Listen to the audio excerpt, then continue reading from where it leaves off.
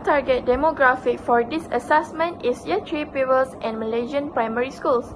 Year 3 was selected because pupils at this level are in the early stage of developing stronger English language skills, especially in vocabulary, spelling, reading, and simple comprehension.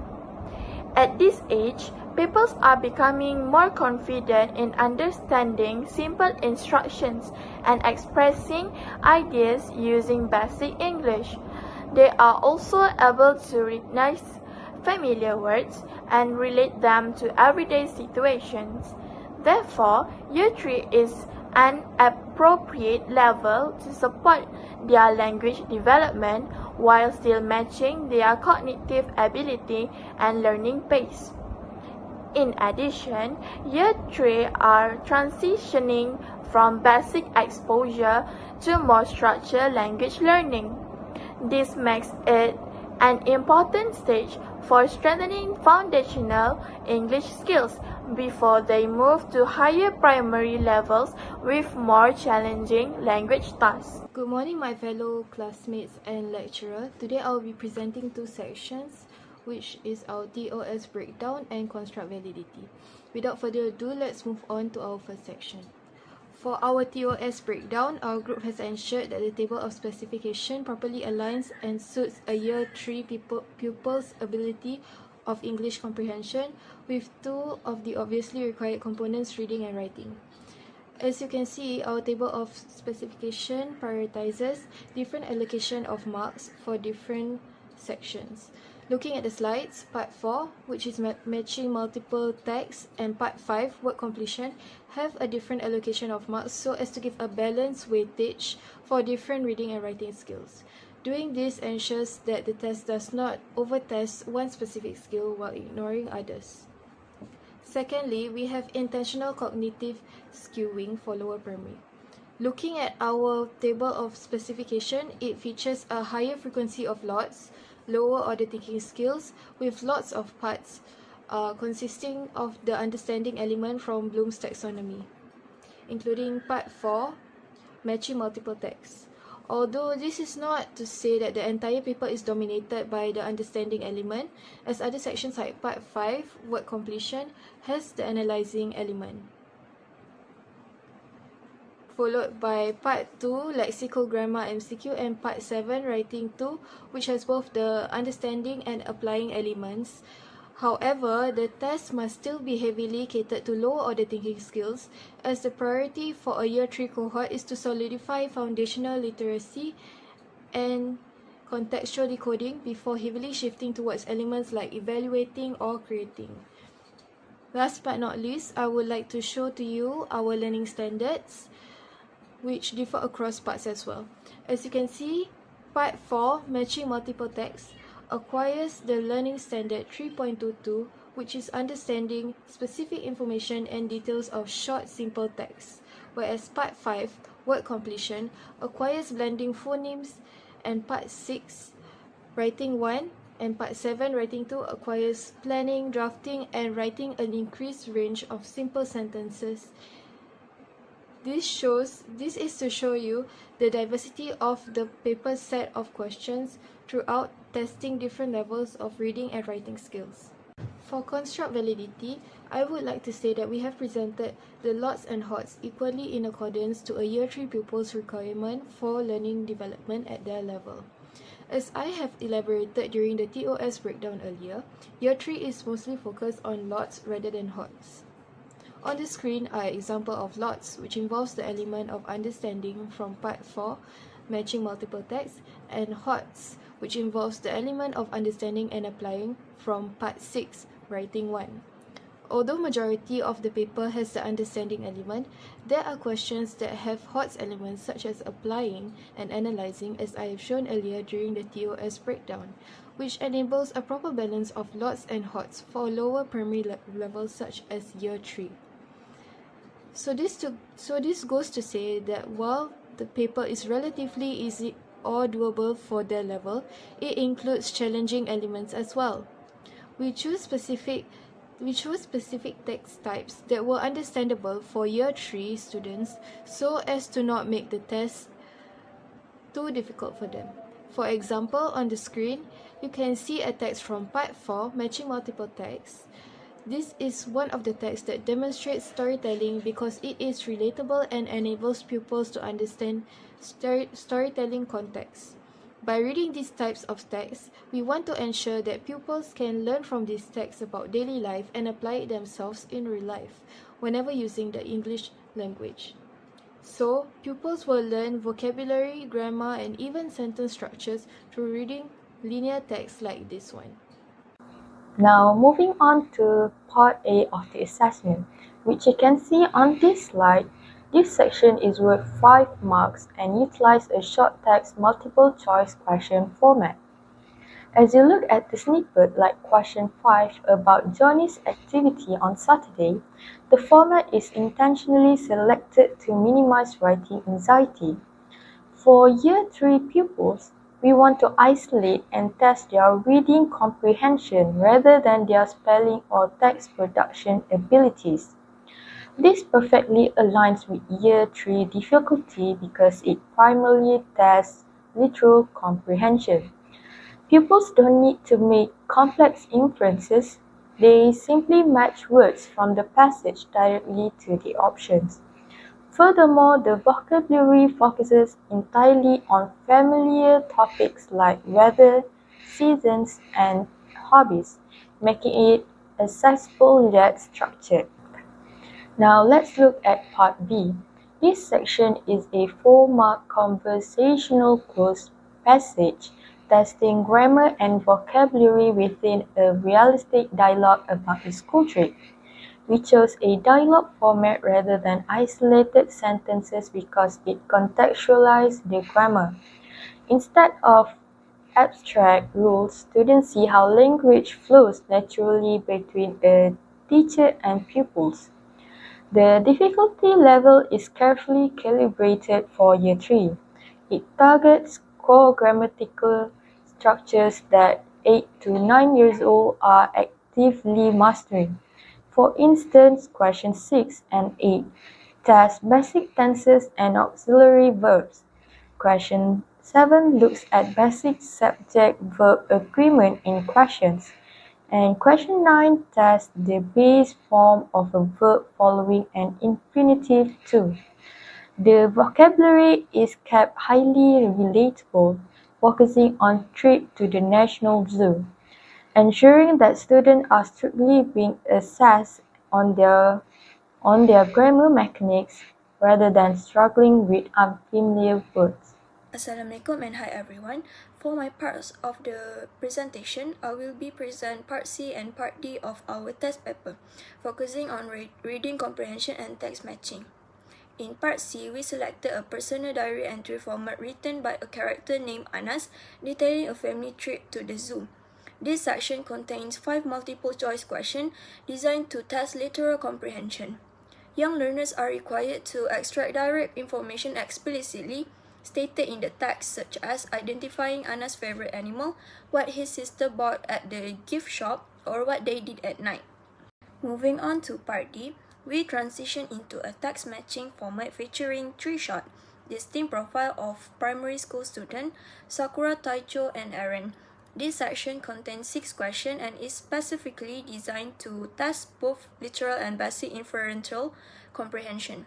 Instead of just finding a single word, pupils must read the description, synthesize the details, and deduce which character fits the given thread. For example, figuring out whose parents are rarely home or who enjoys helping friends with mathematics. Both parts utilize age-appropriate vocabulary and relatable, engaging themes that perfectly match the cognitive and language proficiency levels of Year 3 students.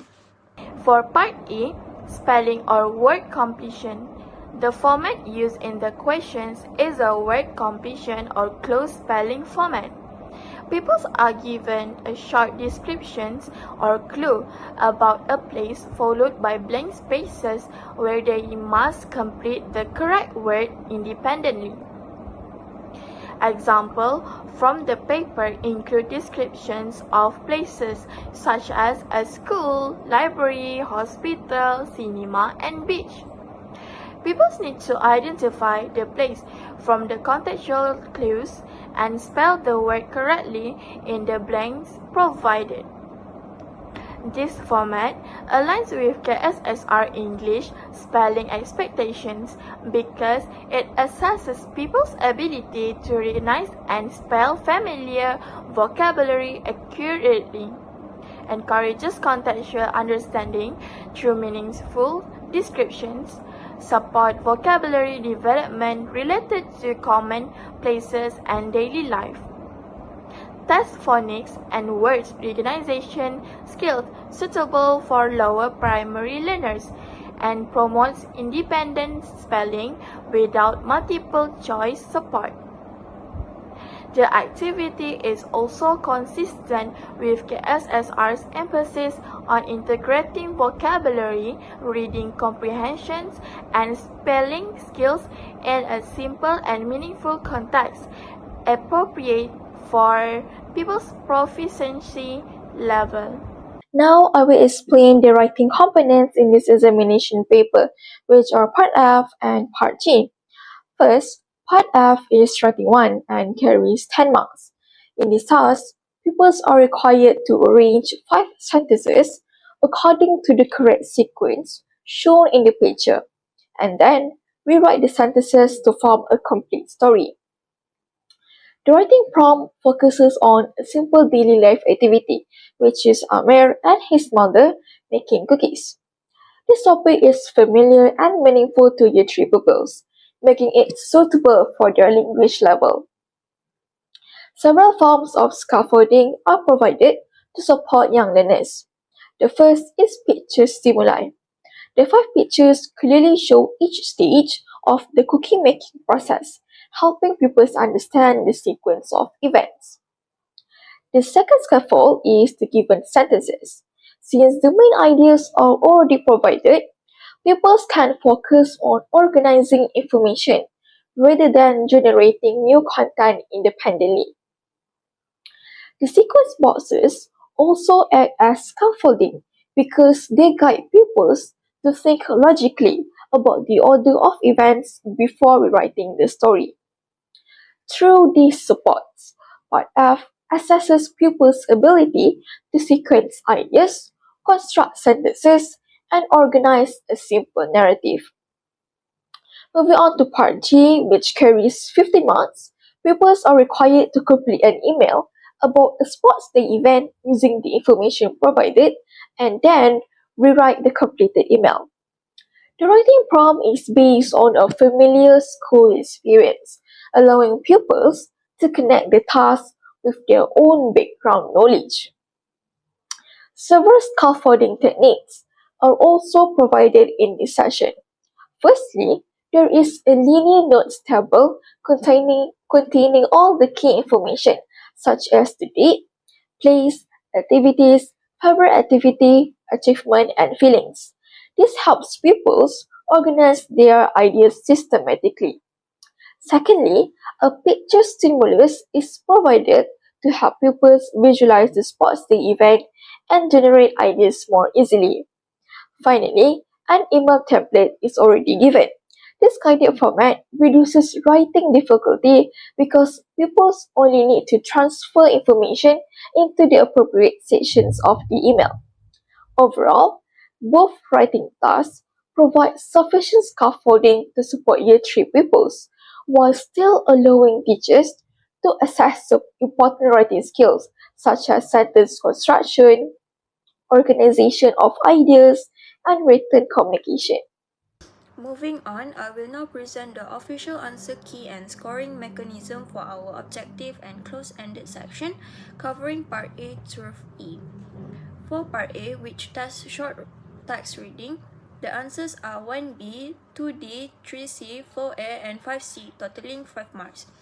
For Part B, our vocabulary and grammar comprehension section, the correct keys are 6A, 7B, 8C, and 9D, totaling 4 marks. Looking closely at the section I discussed earlier, in Part C, the multiple choice reading comprehension keys are 10B, 11C, 12A, 13C, and 14B, making up 5 marks. For Part D, our text matching section, the correct answer are 15C, 16A, 17B, 18A, 19A, and 20C, totaling 6 marks. Finally, Part E measures spelling and word completion for 5 marks.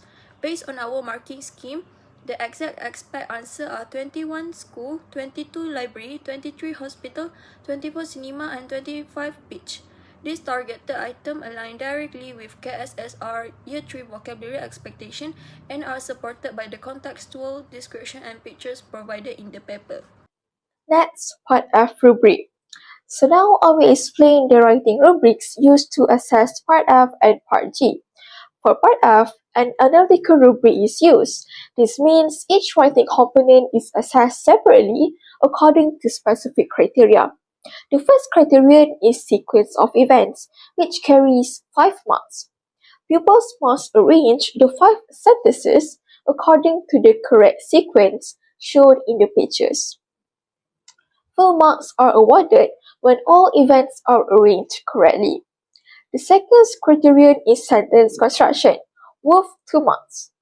Pupils are required to rewrite the sentences correctly and meaningfully to form a complete story. Grammar is allocated 1 mark and assesses whether pupils use correct sentence structures and language forms. Spelling is also worth 1 mark and focuses on the accurate spelling of words. Finally, punctuation and capitalization carry 1 mark. Pupils must use appropriate punctuation marks and capital letters correctly. Altogether, Part F carries a total of 10 marks. Next, Part G rubric. For Part G, a holistic rubric is used. Unlike the analytical rubric, the holistic rubric evaluates the overall quality of the pupil's writing. Pupils are placed into performance bands ranging from excellent to very limited. The excellent band, which is worth 13 to 15 marks, is awarded when pupils complete all information correctly, organize their ideas clearly, and use appropriate vocabulary and sentence structures with very few errors. The good band, which is worth 10 to 12 marks, is given when most information is completed correctly and only minor language errors are present. The satisfactory band, ranging from 7 to 9 marks, indicates that pupils can communicate the main message, although several language errors may occur. The limited band, worth 4 to 6 marks, shows that pupils provide only limited information and frequent language errors that affect meaning. Lastly, the very limited band, ranging from 0 to 3 marks, is awarded when the writing contains many errors, very little meaningful content, or is incomplete.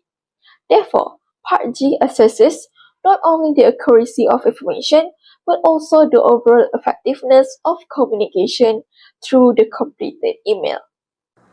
Now let's dive into the specific challenges we face and how we solve them. Our first major challenge revolves around readability. Early drafts of our text, like a nice diary entry and the character profiles, relied on complex sentence structures and advanced tenses. To fix this, we rigorously trimmed down the sentence length and simplified the vocabulary, aligning the content with familiar Year 3 themes like a family trip to the zoo or daily school hobbies. Our second challenge was constructing effective distractors. For the multiple choice question in Part C, we didn't want options that were so obviously wrong that students could guess the answer by elimination. Our solution was to build distractors using actual details from the story. For example, if 2 items like toy lion and a keychain were both bought at a gift shop, we use both as options. This requires the student to read carefully to determine who bought what, proving actual comprehension. Next challenge was addressing word matching or keyword clapping, where a student simply looks for a single matching word in the text and circle the options without processing the sentence. Our design solution was to build a distractors matrix. By overlapping themes across the passage, the same keywords appear in multiple places, forcing students to read the context around the word to find the right answer. Next, challenge 4 was striking a balance with paraphrasing. If we use the exact wording from the text in our questions, it would be too simple. But if we paraphrase using advanced vocabulary, we would end up testing words above their grade level. We solved this by carefully calibrating our synonyms to match the Year 3 syllabus boundaries. This allowed us to change the phrasing safely, ensuring we were genuinely testing reading comprehension rather than introducing unfair vocabulary barriers. Finally, our fifth and final challenge was the ultimate balancing act, general level calibration. The core issue here was making sure the overall test paper didn't swing to extremes. If it's too easy, it doesn't accurately differentiate student abilities. If it's too hard, it crushes their confidence. To solve this, our group utilized a structured test blueprint. Instead of just writing questions randomly, we mapped them out to guarantee a balanced spread of straightforward literal recall, moderate vocabulary matching, and basic application. We also dual-checked our items against past national assessment standards to ensure that our medium difficulty matched a true Year 3 standard, not a Year 4 or 5 expectation. This deliberate calibration gives us a fair, reliable instrument that gives an accurate snapshot of where the students stand. For my individual reflection, so from this assignment, I learned how to create exam questions that are appropriate for Year 3 pupils based on the KSSR format. I believe the questions achieve a good balance as they are neither too difficult nor too easy for the pupils. Although this exam paper places greater emphasis on lower order thinking skills or LOTS, I believe it effectively assesses the pupils' language abilities. The most rewarding part of preparing this exam paper was the opportunity to explore a variety of stimuli and question types to select from for the pupils. Preparing this test paper taught me that language testing is not just about writing questions. It requires a deep understanding of test validity and reliability. Working specifically on constructing and fine-tuning Part C and Part D gave me hands-on experience in balancing literal and basic inferential comprehension questions for young learners. My best experience during this project was collaborating with my group members to align our chosen reading tasks with the TOES table of specification. It was incredibly rewarding to see our raw ideas transform into a professional, cohesive assessment tool that truly accommodates a diverse classroom. This assignment has definitely made me feel more confident and prepared for my future role as an English educator. For my personal reflection, this assignment was an integral part of learning how to properly create test papers that correctly align with Year 3, allowing me to understand the significance between the mix of LOTS, lower order thinking skills, and HOTS, higher order thinking skills, when it comes to Year 3. I found myself having to make the test paper questions easier, which definitely enlightened me on just how easy Year 3 test papers are in Malaysia. That was the highlight of my experience. Now, from my point of view, working on this assessment paper taught me how much effort goes into creating a fair exam for young learners. My main goal was to find the right balance so the test was neither too easy nor too hard. I learned that we cannot just use the exact words from the text, or the questions become a simple matching game. At the same time, we cannot use overly difficult words, or we end up testing advanced vocabulary instead of reading comprehension. By working as a team to simplify our sentences, rewrite tricky choices, and check our work against the Year 3 textbook guidelines, we managed to build a fair test that accurately measures what the students truly understand. That's all from me. Thank you. From my perspective, for these individual reflections through this assignment, I learned how to prepare suitable assessment questions for Year 3 pupils based on their level of understanding and the KSSR syllabus. I was involved in preparing Part B, which focused on grammar and vocabulary, and Part E, which focused on spelling and word completion activities. From these sections, I learned the importance of using simple instructions, suitable vocabulary, and meaningful activities that can help pupils improve their English skills effectively. Preparing the grammar and vocabulary questions helped me understand how people apply language rules in sentences and recognize correct word usage. Meanwhile, preparing Part A taught me how spelling and word completion activities can strengthen people's vocabulary, spelling accuracy, and comprehension through contextual clues. I feel satisfied and proud of the task paper because the activities are suitable, clear, and interesting for Year 3 pupils.